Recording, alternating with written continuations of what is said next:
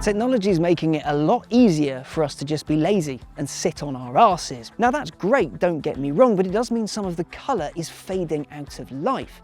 And not just at home, but on the roads as well. It's getting harder and harder to find a fast car where you work all the controls yourself.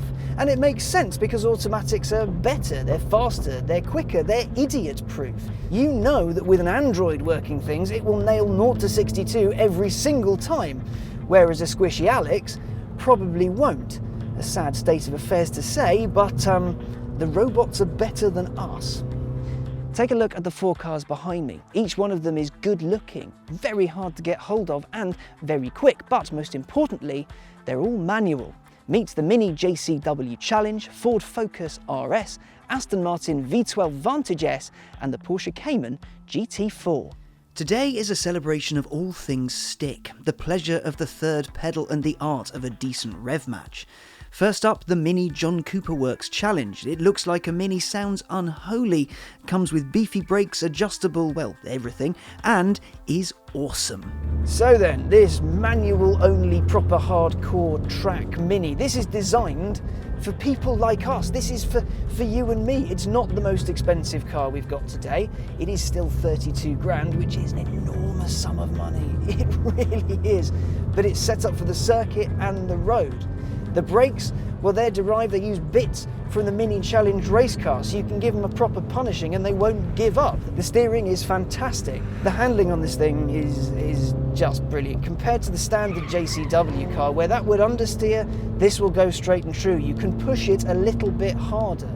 You can go that little bit faster. And the faster and harder you go, the more it rewards you. Now, I complained when I drove both the Mini GP cars that their gearboxes were a little bit too easy. The GP1, you had to put a bit of effort in. It was a proper driver's car, but the GP2, it was a little bit too easy. That is kind of the case here. The movement is very slick, it's very smooth, it's very light. I'd say a little bit too light for a car like this. I don't feel like I'm working really to get the desired effect. Also, this has a little bit of a trick up its sleeve, some electrics to make your downshifts a little easier. Stick it in sport, and every time you downshift, the engine will rev match for you. No bad thing, I think, because it means people don't cock up heel and toes, and you can turn it off if you want to. But the pedal layout, the pedal box, means you can use it, you can heel and toe, and you don't have to feel guilty for it. And I'll tell you what, it makes a hell of a racket. This has a special track-only noise mode, which basically means it sounds like a machine gun when you're going at speed, and it can't help but make you smile.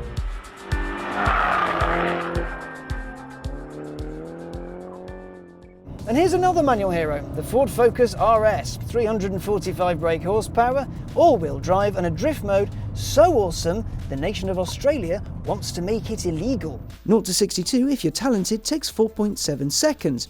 It'll top out at 165 miles an hour as well. It has stunning body control, oh so sweet steering and aggressive looks that make it stand out in the best possible way. Frankly, it is an incredible machine. It's just awesome. Its breadth of ability and what it is and how it does it is mind-blowing. But I do get the impression that Ford would sell even more of these if it had given an automatic option, a dual clutch. Well, there's 2 reasons why it didn't. 1, extra weight over the front, which means understeer. And 2, one of the head honchos at Ford had said sometimes DCTs can be a little slow to respond, which isn't exactly what you want when you're going into a skiddy right-hander.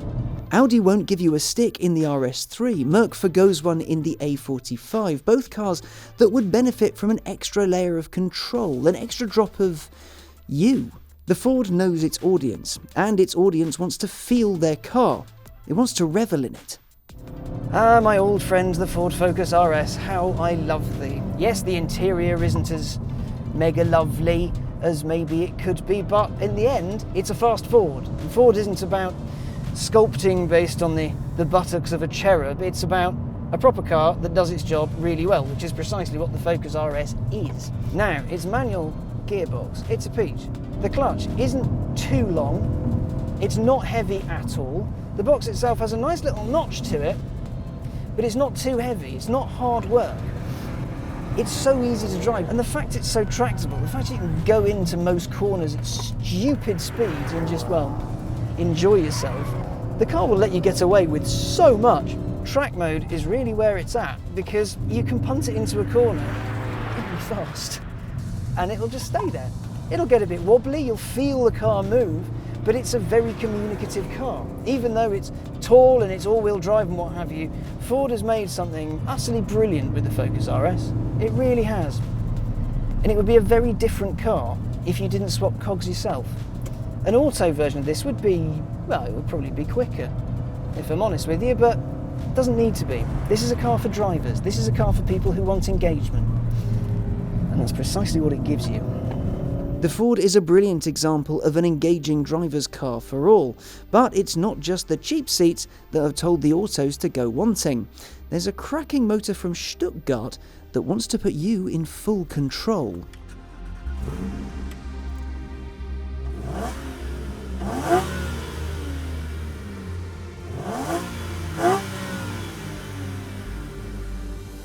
The Porsche Cayman GT4, easily the best Cayman I have ever driven. That is in part thanks to the fact that it's got a proper engine. The 3.8 litre flat 6 you used to get in the old 991.1 911 Carrera S. That means you've got 380 horses to play with, 0 to 62 takes 4.4 seconds, so nothing, and if you're feeling brave, it'll do 180. It's loaded with some cool stuff. The suspension is borrowed a little bit from the 911 GT3, for example, and you can adjust it. You can spec seats that are inspired by the ones you get in the 918 Spider hypercar. Its gear lever is 20mm shorter than the car it's based on, so shifts are punchier even if its ratios are a bit long, and its sport button lets it rev match downshifts for you. You can feel like a heel and toe hero even if you aren't one. It's one of the best handling cars I've ever experienced. The way it changes direction, you have to stop and think and wonder whether it's made of actual magic. You go around a corner, it starts pulling your face like that. It goes quick, it sounds right, it feels right, and that is in part thanks to its gearbox. A proper manual gearbox. This is the car that Porsche enthusiasts were crying out for. A properly fast car with a proper gearbox. Around the ring, it's not that far behind a 911 GT3, and how many of those could be made up with a super slick PDK? I'll wager a fair few. I won't lie, it would be quicker if it changed gears itself, but would it be as fun? Hell no.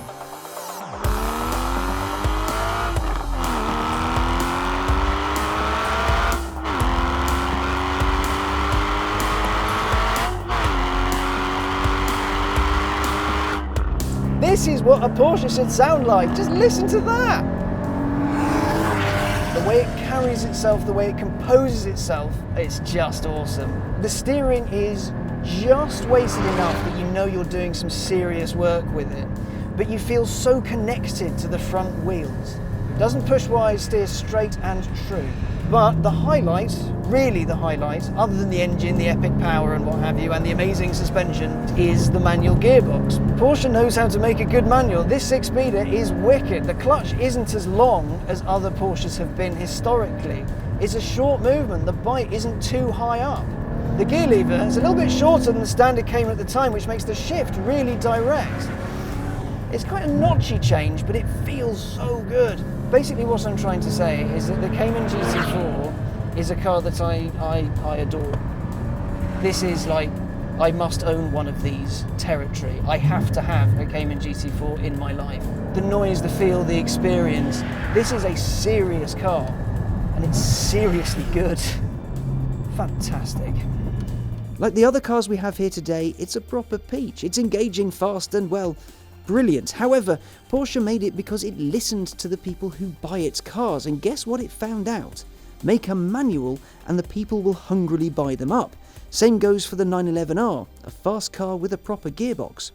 And now they're all gone. Now that brings me to this, the Aston Martin V12 Vantage S with a manual gearbox. Now Aston saw fit to put its biggest 6-litre or 5.9 if you're a bit picky V12 into its diddiest car, the Vantage. It's barely bigger than the Focus RS. It's properly small. Now it's got the same 3.7 0 to 62 time as the automatic and the same 205 mph top speed, which you can do if you have the space or the testicles. Previously, you could only have a V12 Vantage S with Aston Sport Shift 3 automated manual gearbox. It could handle the car's 565 horses and 457 pound-foot. The car as a whole was a cracker. Noise, speed, anger, shoutiness, it was lovely. But it was let down by the gearbox. Sport Shift 3 lost a letter in our office. It was slow, sticky, slushy, and well, it was just dreadful. So imagine all the happy when Aston announced that in the Vantage's closing days, it was going to ditch the robot and stick in a 7-speed dogleg manual gearbox. The robot is gone and we finally have proper control. But I imagine there'll be some people out there who are a bit worried that maybe a 7-speed manual is a bit much, but you shouldn't worry about that because Aston's done away with some of the hard work using clever tech. It's got something called AM-shift to make the shift, something that used to require finesse, a little easier.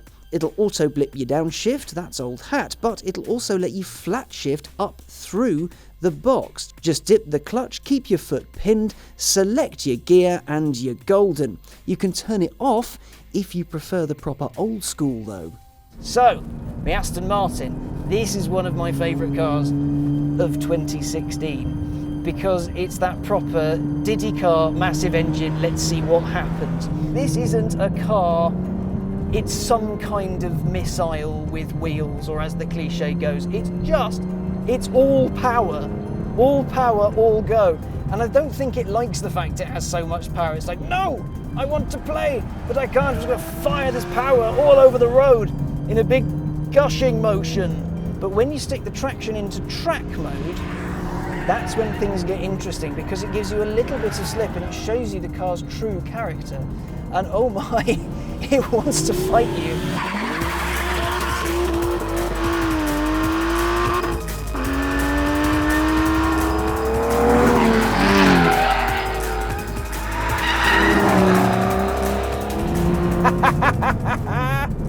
In the GT4, round that bottom corner, I did it 102 this morning. Just now we did 115, didn't even bat an eyelid, didn't even worry. It does feel the road. The steering is just stunning. You get a proper link to the wheels. It's very smooth. The brakes again are fantastic. There's a little bit of a dead zone and then you get to the meat and the bones of it and away you go. You can threshold brake like a boss if you're feeling that way. Now, the gearbox itself, it is good, but it is also a bit flawed. Because essentially what Aston's done is they've removed the robot from the sport shift. Now, there are 7 speeds in a very narrow hole, which is not ideal because what you'll find yourself doing until you get properly used to it is when you're going for, say, 4th, you end up in 6th, or when you go for 3rd, you end up in 5th. So the gearbox, it does turn that car that was very good into a great car. It's not as good as it could be, but that extra level of engagement, that extra little thing you get with it, it just makes it mega. It's just better than the auto. Not on paper, it won't get you over the line faster, but inside it's better. The manual Aston is for the people who care about the connection between car and driver. That's what it's all about, not sitting in traffic and letting the car do the work. It's for the few that really love the country roads, the canyons, the great challenging open roads the world has to offer. Yeah, a well-sorted DCT may make for a faster car, but it doesn't always make for a more engaging one. Autos are the future, there's no denying that, and as much as I hate to say it, the manual gearbox is a dying breed in high-performance cars. But with an auto, you do lose a purity of proper engaging driving. And that's what the 4 cars we have today are. They're proper, they are engaging, and they are simply fantastic. They're made for the type of people who just want to get up, get out, and drive.